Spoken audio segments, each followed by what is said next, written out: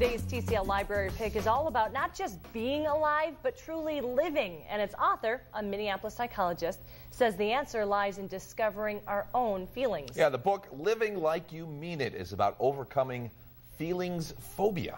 What does that mean? Well, Dr. Ronald Frederick is here with more on that. Welcome to our show. Thanks so much. Thanks for having me here. Good to have you. Okay, feelings phobia. I mean, I've heard of phobias of snakes and all kinds of things, but feelings phobia. Right. Well, is that what guys tend to get? You know, guys have it and gals have it too.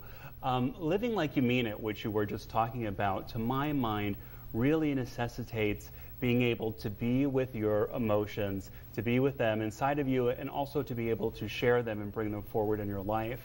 But for many of us, we just don't know how to do that. We didn't really learn, Feelings 101, how to be with your feelings, and we also feel uncomfortable about it. So we do all these things to actually avoid really feeling what's going on inside of us. We may distract ourselves, the kinds of things you do when you have a phobia. You want to get away from it. Unfortunately, you really can't live like you mean it unless you are really in touch with and can make good use of your feelings. So how did you discover this phobia? Well, it's a good question. I thought that I was pretty emotionally connected, that, I thought I'm an emotional guy, I go to the movies, I cry and get angry. And there I was in my 30s, finishing my graduate program, and I had everything going for me.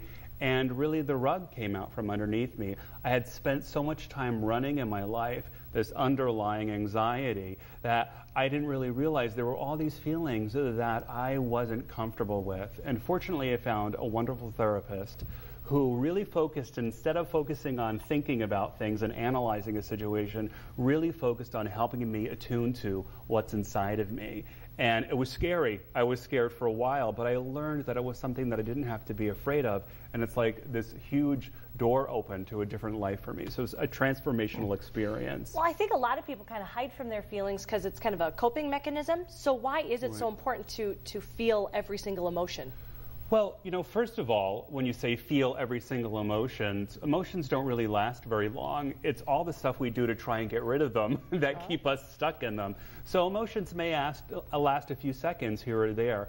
So it's not that big a task that I'm suggesting that we do. It's about being mindful about what's going on inside of us. But why it's so important to be in touch with your feelings is, if you think about it, it's your feelings that make you feel alive. It's your feelings that bring creativity to your life, that bring zest and vitality. It's our feelings through which we become closer to other people.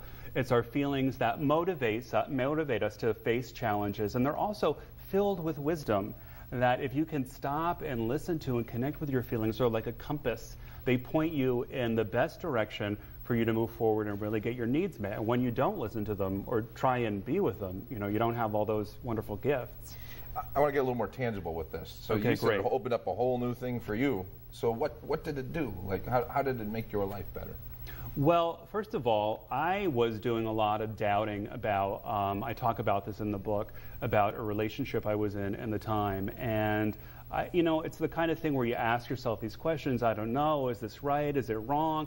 And then I had a feeling inside that it wasn't, but I did all this mental stuff, these mental gymnastics that brought me away from my feelings.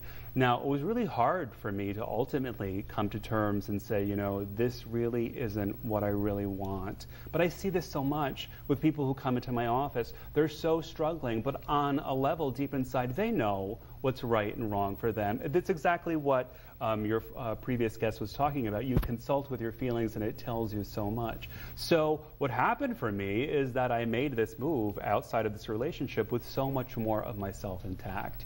What are other things that, for instance, people are uncomfortable with anger. So we'll use that as an example, right? This is something more tangible. So you're at work, you're getting all this stuff piled on you, you don't feel like your boss is treating you fairly, and it starts to make you angry. But people don't like to be angry, so they convince themselves, well, he doesn't know better. But actually, if you're able to connect with that feeling, it, one, tells you how you're feeling. It tells you that you're being violated in some way, because that's what anger tells us. We're being mistreated. It also gives us the energy to move forward, to say, hey, you know what? This is not so good. It's not working out here. So you Does can that take make action. sense? You can take action on those emotions. Feelings motivate us. Yep, and a couple other things you talk about in the book too. People, you said keep distracted from their emotions. Right. They make excuses. We do a ton of things. They ignore the problems, Right. things like that, just to Right. stay away from those emotions. It's very interesting. And I know that you've said, too, that it's not really, this is kind of a compass, but this is really a lifelong change you have to make. Totally a lifelong thing. One of the things that I talk about in my book, there are 4 steps that I use to this approach to overcome these fears and to really open up to what's going on inside of us. But the main piece has to do with mindfulness. And it's really, mindfulness is a lifelong thing, achieve mindfulness all, at once. But mindfulness is a process. And emotional mindfulness is about really attuning to what's going on inside of ourselves. Now, I'm pretty in touch with my feelings, but I'm just like anyone else. We have moments where we feel anxious or we want to avoid it. That's okay. But it's constantly coming back to a more mindful state where you're checking in with what's going on inside of you. Definitely a good start here. Thank you very, very much. Dr. Great, thank Rodney, you. Appreciate it. The book, Living Like You Mean It, is in bookstores now. And for a link to Dr.